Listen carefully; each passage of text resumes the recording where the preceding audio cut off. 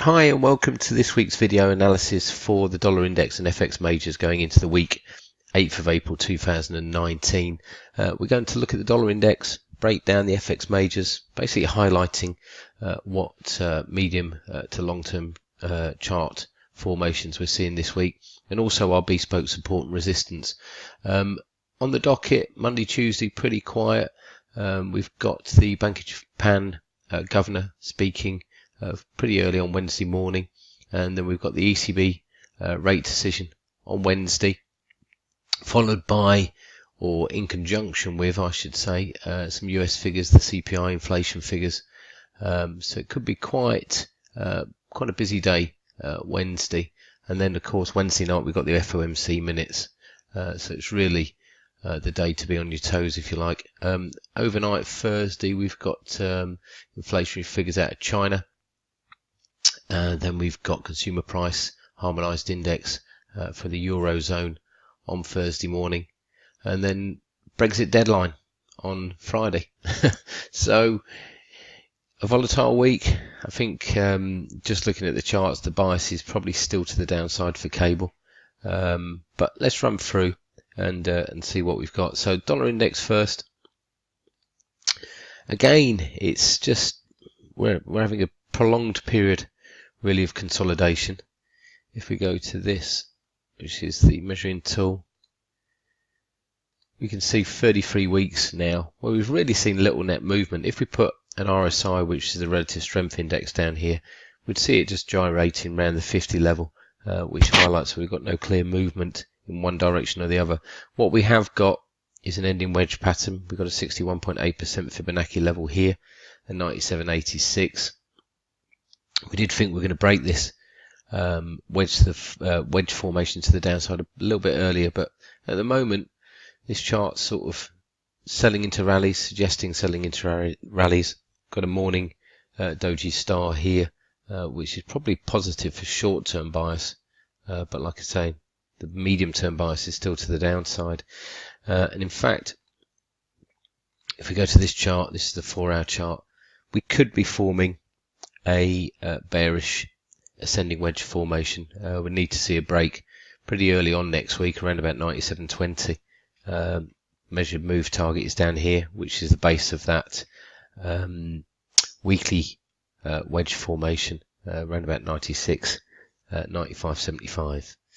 So really mixed at the moment intraday, but with that medium term bias still looking to sell into rallies for the dollar index. So going into euro dollar, and again it's pretty mixed and volatile. Weekly chart, again we can actually see here, well, this is the daily chart, sorry, we formed an evening doji star pattern. We had some bespoke resistance at 112.58. We just failed to get through that resistance. We've seen inside soldiers posted on the daily chart, and that highlights investor indecision.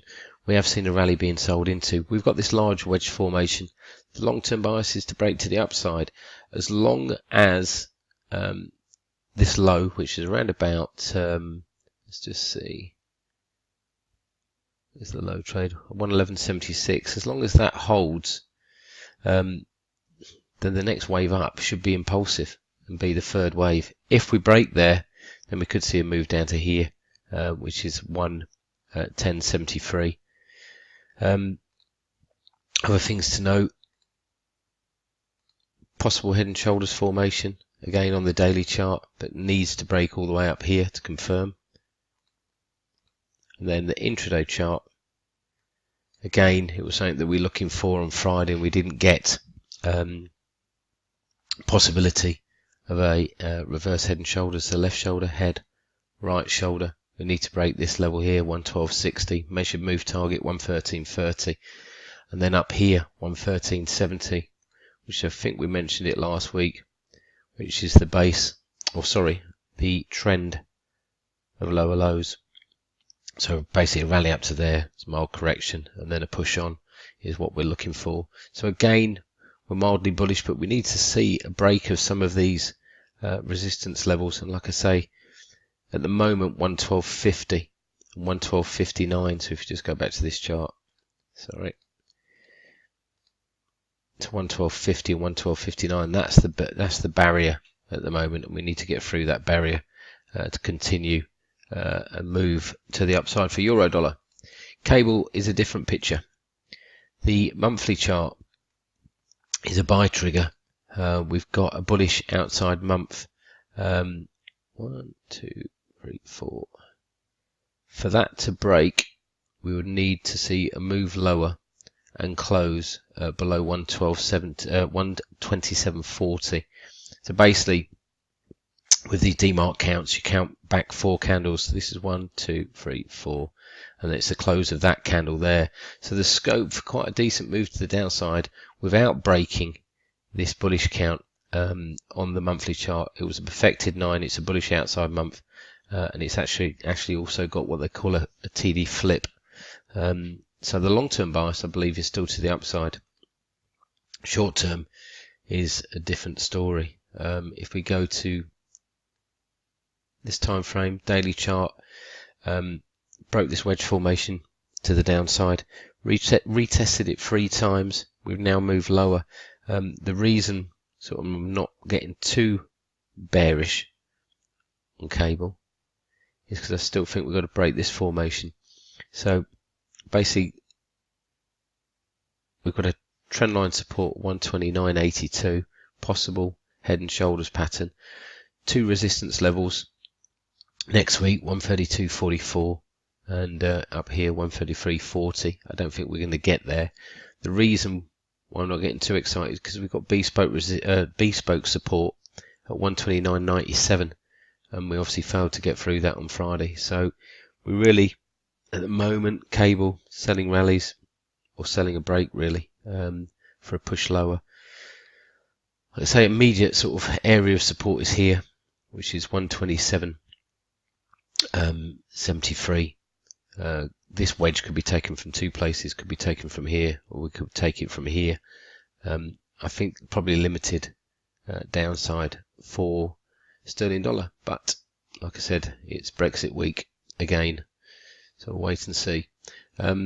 Dollar Swiss, again, we've got it's all bearish for the dollar really. We've got an ending wedge pattern. We have got a lower high now, and you would expect this to be an impulse move to the downside, and it isn't as yet. But what we have seen is 2 weeks of indecision. These are inside soldiers. So it's basically showing that the correction to the upside is mild. In other words, it took 1 week to get that low. It's taken 2 weeks to try and recover the losses, if you like. If we go to the daily chart, here I believe we're forming, again, a head and shoulders pattern, but a bearish one this time. So left shoulder, head, possible right shoulder. We've got the big figure, keeps on attracting sellers.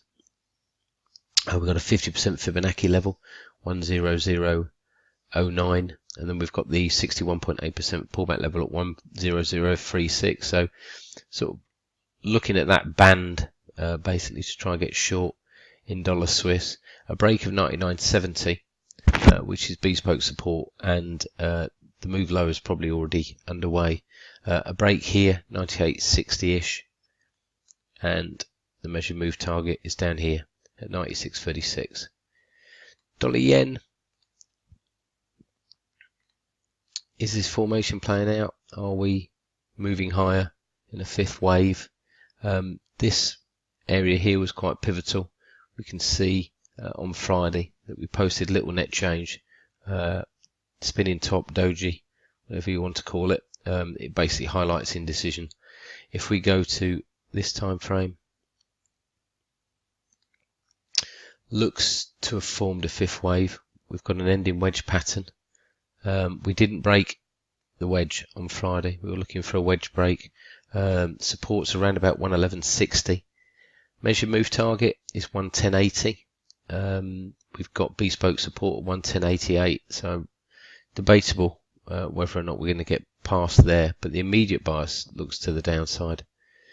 Dollar CAD. And again, this is one that isn't really playing the formations. Let's go to the weekly chart first. Bearish outside week, choppy recovery, inside weeks posted, So again, it's just highlighting consolidation really. It's not really until we get to the intraday charts that it looks a bit more volatile. And again here we broke the wedge formation to the downside, but it hasn't held. What we have got, we've got a DMARC 11 count, 13 counts to the upside, normally highlight exhaustion. So we do look for rallies to be sold into. We've got 134.47 as a trend of lower highs. We've got bespoke resistance at 134.30. So that's what we'll be looking at the beginning of the week.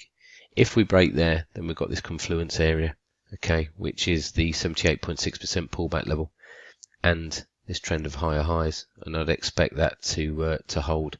And it'll be interesting where this 13 count completes. In fact, this count here is an 8.